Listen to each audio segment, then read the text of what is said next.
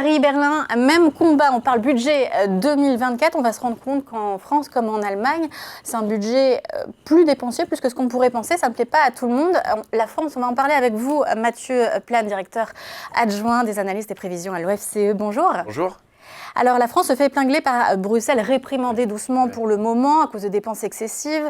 C'est vrai qu'on ne réduit pas tellement la voilure. En Allemagne, le budget 2024 ne passe pas, mais alors là c'est la Cour constitutionnelle de Karlsruhe, parce qu'il y a des fonds qui ont été transférés d'un fonds Covid à un fonds climat. Ça représente 60 milliards d'euros que l'Allemagne va devoir trouver ailleurs ou abandonner. D'abord c'est un tour de passe-passe ou alors l'Allemagne a voulu tricher?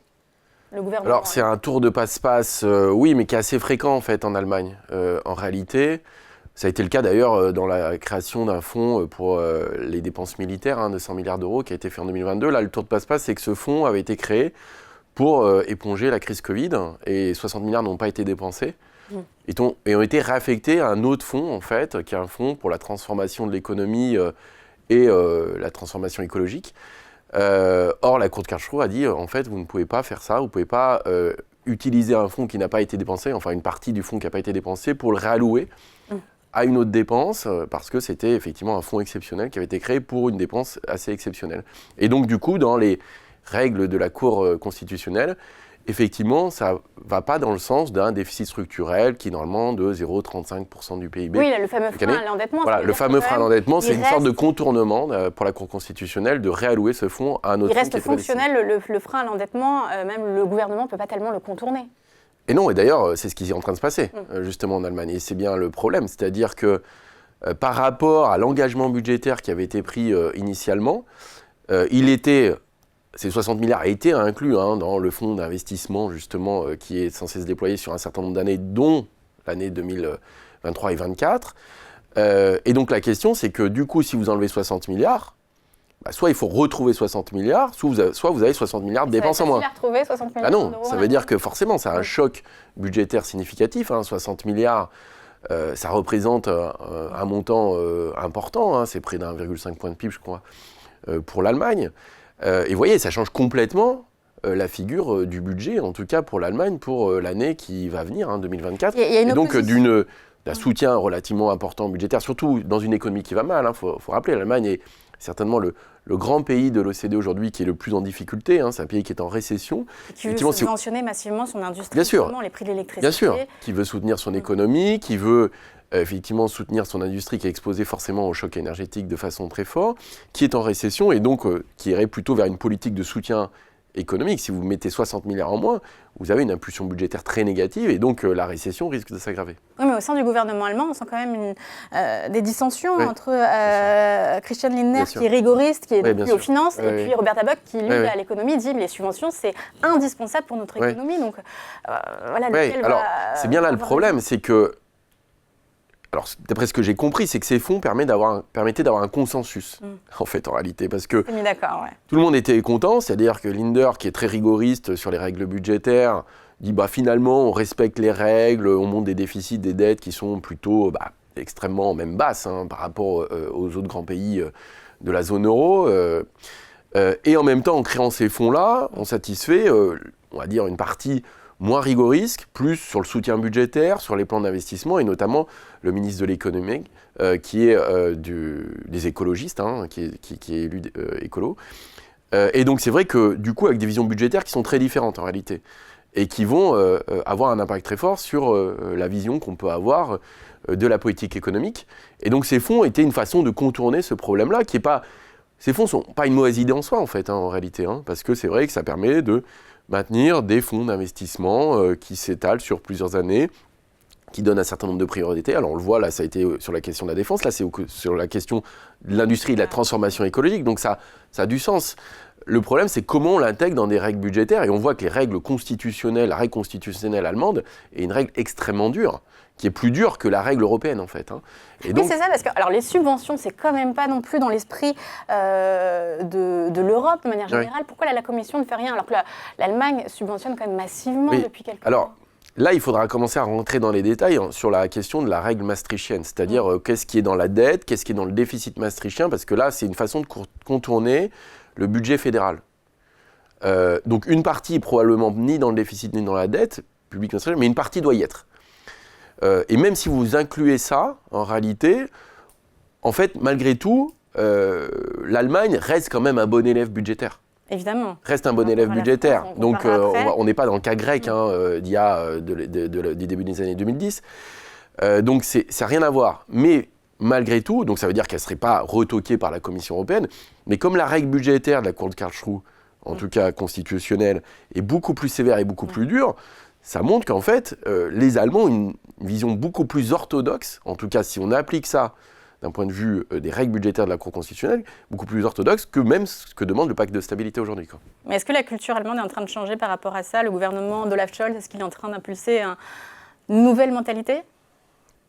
Alors c'est une bonne question, c'est une question assez politique. On le voit, d'ailleurs, le gouvernement de la coalition n'est pas forcément d'accord, et c'est bien là le problème. Le problème aussi, c'est que c'est constitutionnel, et donc c'est pour ça que ça va s'appliquer, et c'est pour ça que Olaf Scholz est obligé de revoir son budget.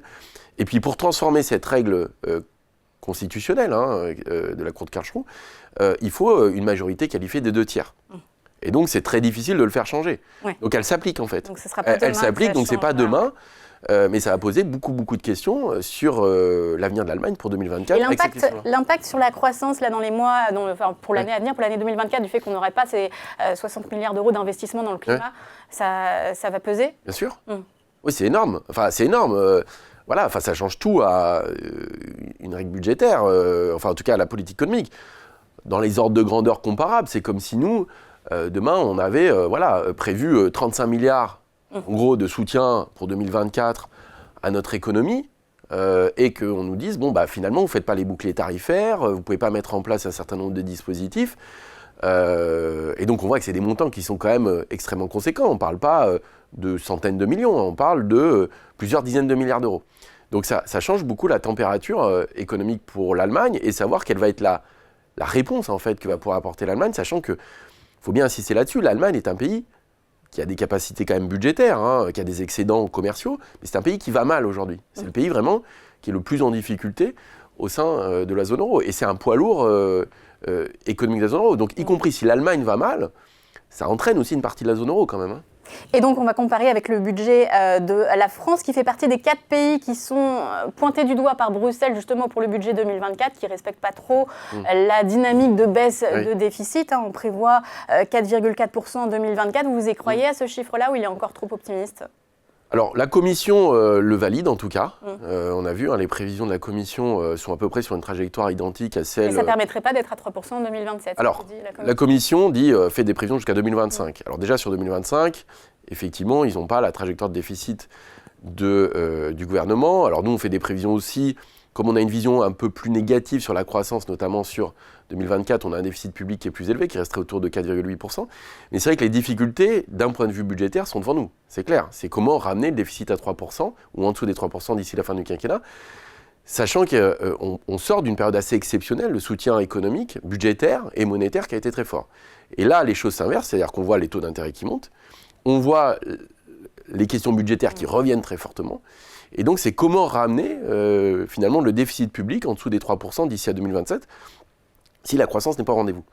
Et c'est là l'enjeu, et qui n'est peut-être pas assez discuté. En réalité, c'est dans la trajectoire qui est donnée dans le programme pluriannuel, aujourd'hui, pour revenir en dessous des 3%, c'est beaucoup par la croissance. C'est un retour de la croissance, qui serait autour de 1,7, 1,8%.